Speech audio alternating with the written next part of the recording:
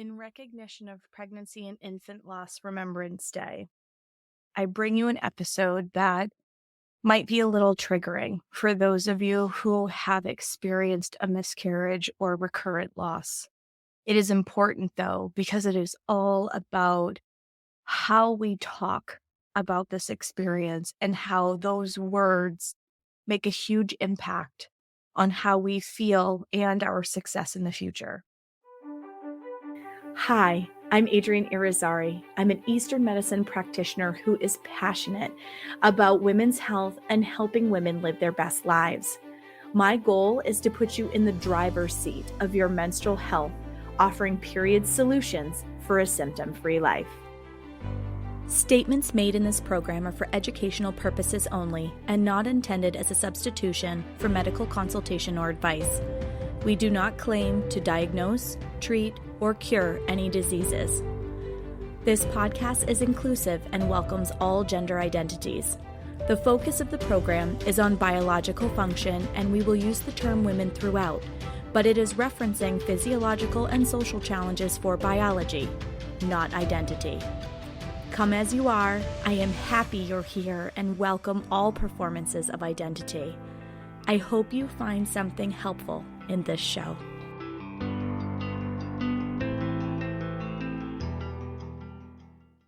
Welcome back to another episode of the Reproductive Rebel podcast. I'm being inspired by reels that I've seen fairly recently, and I feel like they serve as really good conversational pieces for the show. I saw this reel not all that long ago that was put out by James Vanderbeek about miscarriage. And if you did not see that reel, I would highly recommend you check it out. It was one of the most well-worded looks at miscarriage from my perspective. Now, he has been very public about the fact that he and his wife have had several losses, which, as somebody who has had 7 losses herself, I deeply resonate with, and my heart goes out to their family because it is gut-wrenching to go through. But in his reel, he was talking about the language that we use around miscarriage.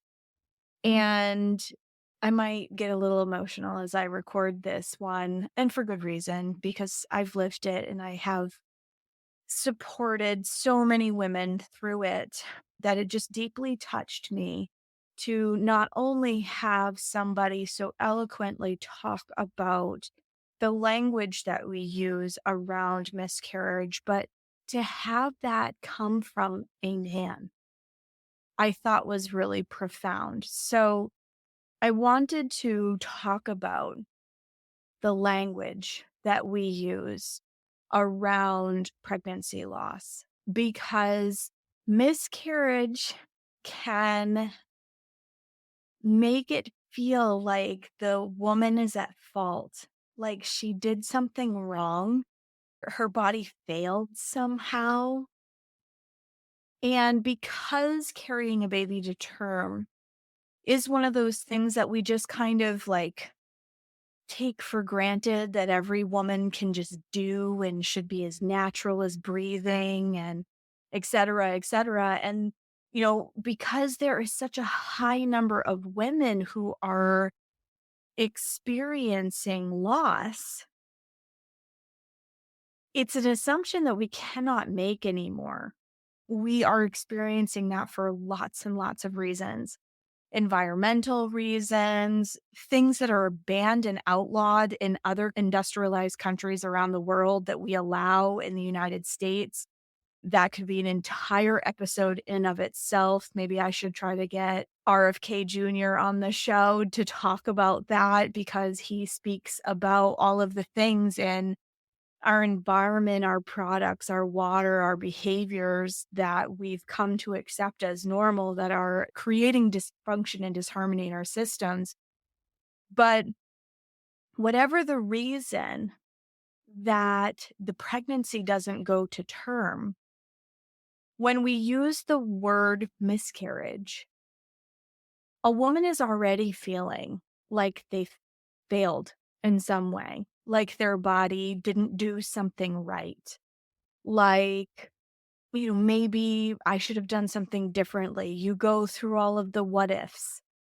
Should I have gotten on that plane? Was that the reason? Was it because I had lunch meat and I didn't know I was pregnant yet? Like, I know that that sounds insane, but these are the very real questions that go through a person's head when they experience this kind of loss. Like, what did I do and what could I have done differently?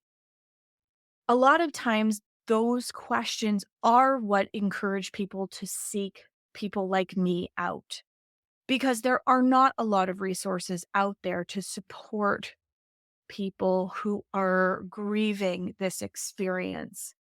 I have a lot of clients who, when they do find me, they go, "Oh, I'm so grateful that you're able to give me this information because, I Dr. Googled this stuff. And like, even my OBGYN hasn't given me a lot of information about what to expect or what to look for or resources to support how I feel." There's a reason why I do perinatal loss support, is that I found myself without resources as well, right? So finally, we are starting to see that there is more knowledge being disseminated around the fact that it takes two to tango and that the quality of sperm is a contributing factor. Imagine it isn't just a woman problem. We are having epidemic levels of male infertility challenges right now. And that wasn't what he was speaking to in the reel, but I loved the way that he talked about miscarriage does not imply failure. And that is the message that I really want to drive home in this episode, is that, we can talk about the whys. We can talk about the fact that men are at this like critical mass point where male infertility challenges are so freaking high that it's not going to take long if we do not make any changes that men will be infertile. It's a real crisis that needs to be looked at and needs to be addressed. But for me, the part that, and maybe I'll sit down and I'll do another episode about just all of that, but I have felt really called to talk about the experiential side of it, the emotional side of it, the energetic side of it, which is why in the previous couple of episodes, we've talked about like how your brain responds to the trauma of loss and the fact that you lose time and your body acts like you've experienced brain trauma when you've had this kind of loss. So if you have not checked out episode 41 with Jamie Arroyo, please check that out. I was so grateful to have her on the show to be able to talk about that. I stumbled across her work when I was in the midst of one of my own losses, and I had no idea that my loss of sense of time and space and details was because I was experiencing the brain trauma side of things. It was very comforting for me to know that I wasn't losing my mind. The episode that we did with Emily Moon, episode 40, if you haven't had a chance to look at that episode, we talk about the energetic side of things. We actually talked about recurrent miscarriage and how there could be a spiritual aspect to that isn't people's default. They think, oh, there's something physically wrong with me. But listen to the words that I just used, which is exactly why I'm doing this episode. And this episode is coming out on Pregnancy Loss and Infant Loss Remembrance Day. Oh, and that sentence got me choked up because today marks an anniversary of one of my losses as well. And the thing is, our bodies haven't failed. And that's the part that I really loved about the message in James Vanderbeek's reel, is that our body didn't fail. It didn't let us down. Could there be places to work on from the physical perspective? Sure. Maybe your cycle wasn't as supported as it needed to be going into the process. Maybe your partner's body wasn't as supported going into the process, right? Like there are so many variables that, from a physical standpoint, that sure, there could absolutely have been something physical there. But we don't look at the entire picture and take into consideration the energetic part of it, the emotional part of it, the spiritual part of it. Like I said, experienced 7 losses. And when I did the spiritual work, that's when my son came in. So we can't just look at, and I think it's very unhealthy to only look at the childbearing body side of the equation. I know I've been using the word woman because I'm talking about biology, right? But, however the person identifies, the childbearing body perceives failure, perceives all of those what ifs. Did I do something wrong? Should I have done something differently? What did I miss?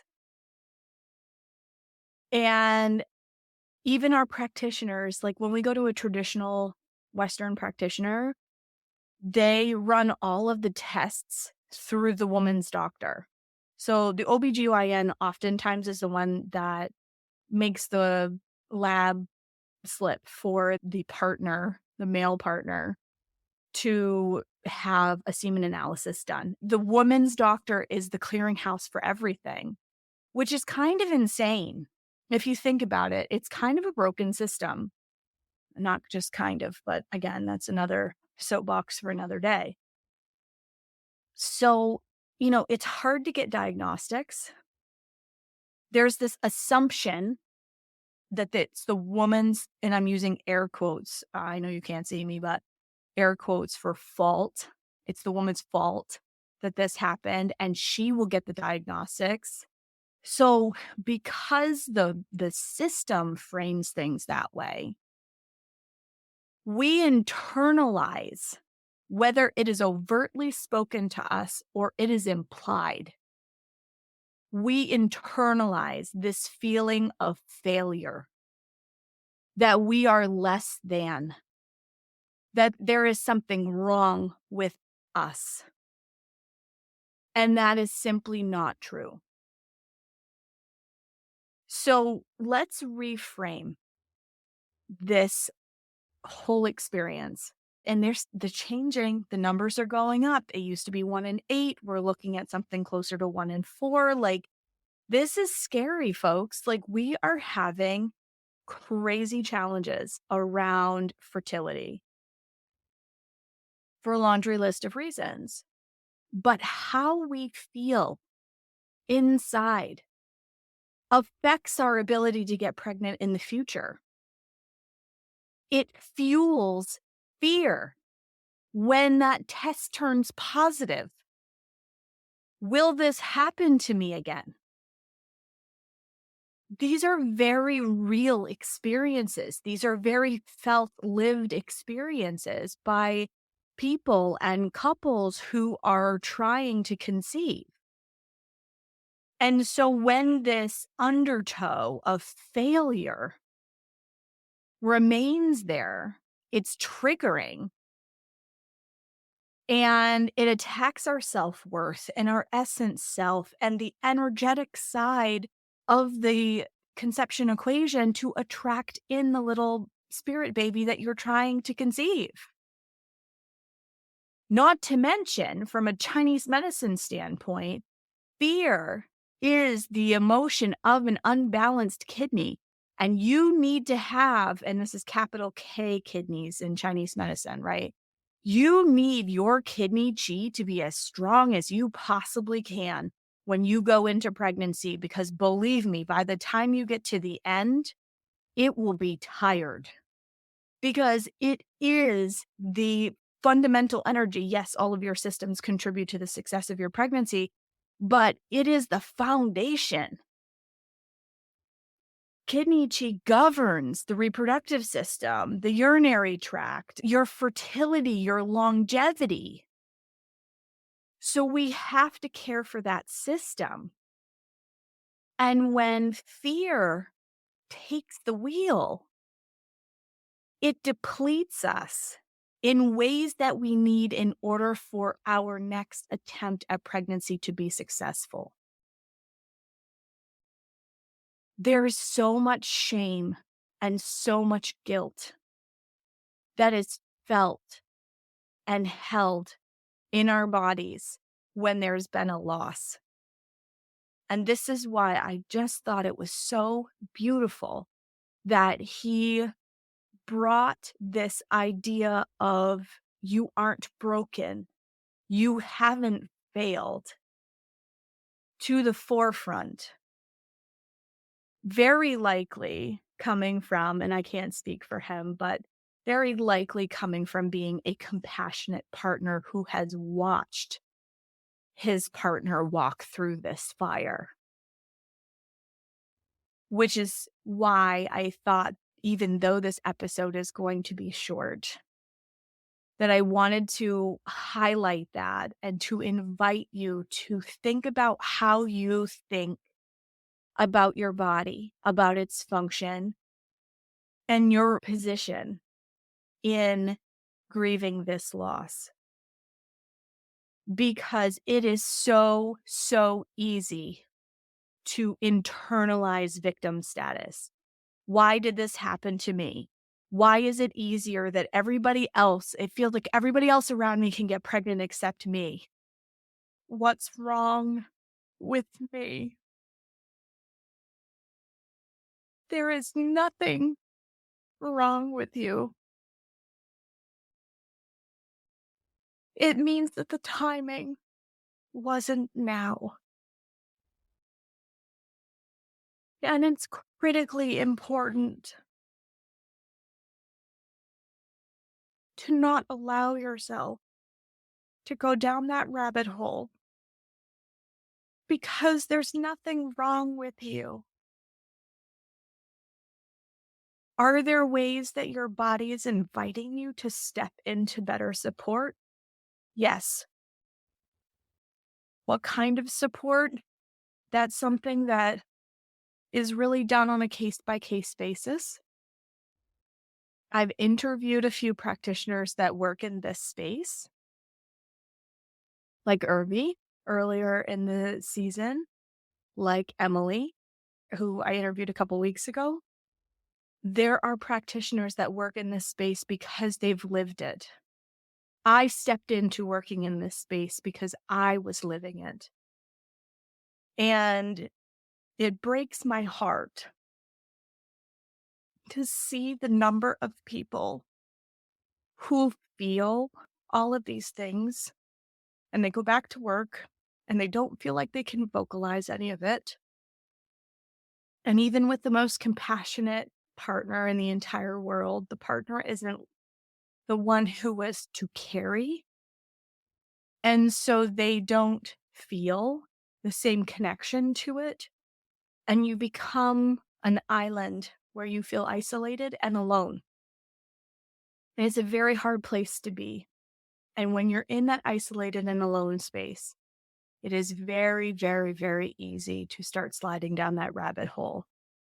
Why me? Why can everybody else do this except me? That victim, sitting in that victim status. Instead of flipping that frame and going, okay, what do I need to do to support me and my partner so that we can be successful? And that is the space that I work in. the babies that have come through my practice from moms that thought it was never going to be possible is one of the greatest joys of my life. It is the reason I got into this work, because I didn't want anyone else to feel the same way that I did. And it has built a beautiful practice, a supportive space where birthing bodies can feel seen and held and not alone. So I just want to say from the bottom of my heart that I see you, and my heart goes out to you if you are somebody who has experienced a loss like this or multiple losses like this. I've been on my own journey over the course of the last 8 years from unexplained fertility with lab results that were fine for both me and my husband through recurrent loss, and with immense gratitude that we were able to conceive our son. And that is possible for you too. It is possible, but it's so much bigger than feeling and thinking that your body failed. It's so much bigger than that. And that's where, if you need support and you are looking for a community who can hold you in that space, please reach out to Lunescence. There are not nearly enough resources out there, and thousands of women that are experiencing losses and feeling like they're alone because it is a taboo topic to talk about, and not understanding what's going on in their body and how they can heal properly in order to set themselves up for success. So please, please, please reach out to us, because you are not alone. Thank you, James Vanderbeek, for sharing that language is incredibly powerful and giving voice to an area that so many women suffer in silence and struggle with the words to talk about how they feel in the entire experience. You are immensely powerful, powerful beyond what you could ever imagine as a birthing body. Birth shows that to you, and this experience does too, as painful as it is. Sending you all so much love and healing, and we are here to support you every step of the way. Thank you for joining me for another episode of Reproductive Rebel. Reproductive Rebel is recorded by certified peri-steam hydrotherapist and acutonics practitioner, herbalist, and Chinese nutritional therapist Adrienne Irizarry of Moon Essence LLC. If you are interested in setting up an appointment for one-on-one support, ordering from our store, or checking out our course offerings, visit our website at moonessence.life. Be sure to subscribe to our newsletter and get insider information on upcoming events and offerings. Join the conversation. Like and follow us at MoonEssenceMe on Instagram, Facebook, or LinkedIn. Your voices make this program possible. Thank you all for your continued support.